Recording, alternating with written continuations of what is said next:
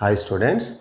So in this video I am going to explain digestion in the stomach and particularly digestion of proteins.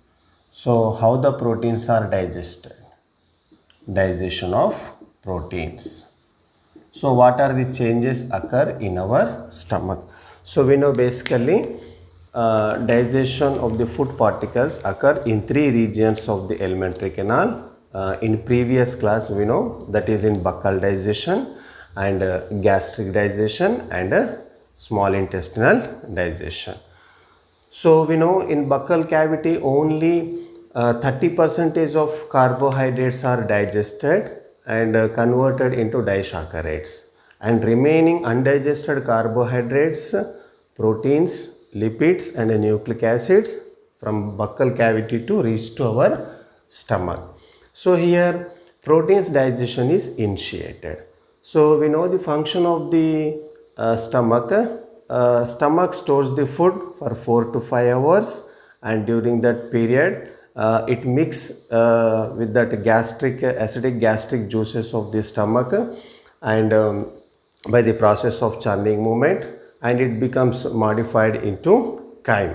So that chyme contains the undigested carbohydrates, proteins, lipids and nucleic acids. It means in our stomach proteins digestion is initiated. So what are the enzymes are mainly helps in that digestion of proteins? So here presence of gastric glands, and this gastric gland secreted the what? Gastric juice. Okay now, and contains the mainly inactivated enzymes like prorenin and pepsinogen. Prorenin and pepsinogen.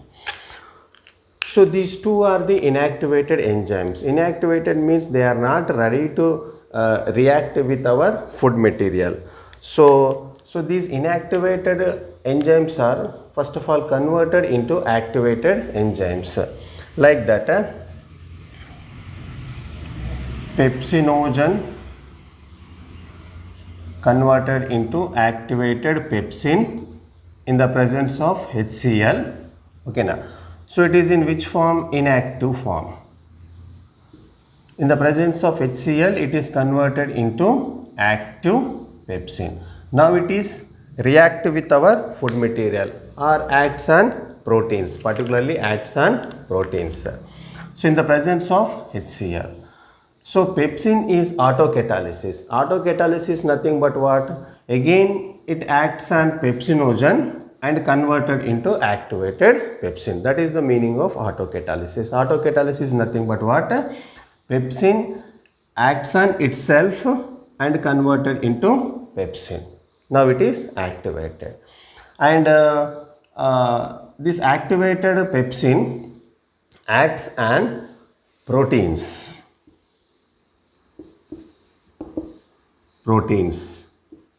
Activated pepsin acts on proteins and converted into intermediate products of proteins, peptones plus proteases.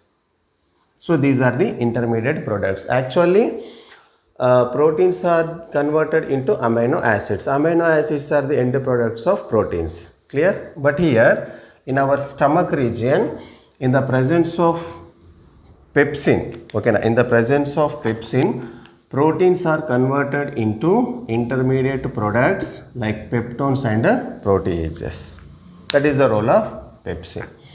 Then next, when we look at the role of prorenin, prorenin is also inactivated. So this prorenin, same in the presence of HCl, converted into activated renin. Okay, activated renin. So renin, when we look at the role of the renin, so this renin mainly acts on protein, and name of the protein, that is casein. Casein. Okay now.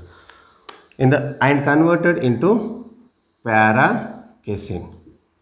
So casein is what? It is one type of milk protein. It is one type of milk protein. Okay, right here. So inactivated prorenin is converted into activated renin in the presence of HCl, and this renin, activated renin, acts on casein. Casein is what? It is one type of milk protein and converted into para-casein. And this para-casein, when combined with calcium ions, converted into calcium para-caseinate. Calcium para-caseinate. Okay. Again, another role of the pepsin,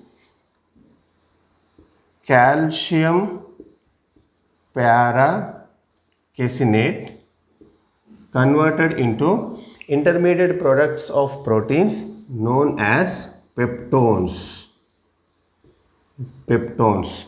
In the presence of which enzyme? Same, pepsin. Pepsin. So these are the changes occur in our stomach region. It means only proteins digestion is initiated in our stomach, and particularly not directly proteins are converted into amino acids here, converted into intermediate products and only peptones and proteases. So what are the enzymes mainly helps, like prorenin and pepsinogen. So pepsinogen converted into activated pepsin in the presence of HCl, as well as prorenin also converted into activated renin in the presence of HCl. Now the activated pepsin acts on proteins converted into peptones and proteases.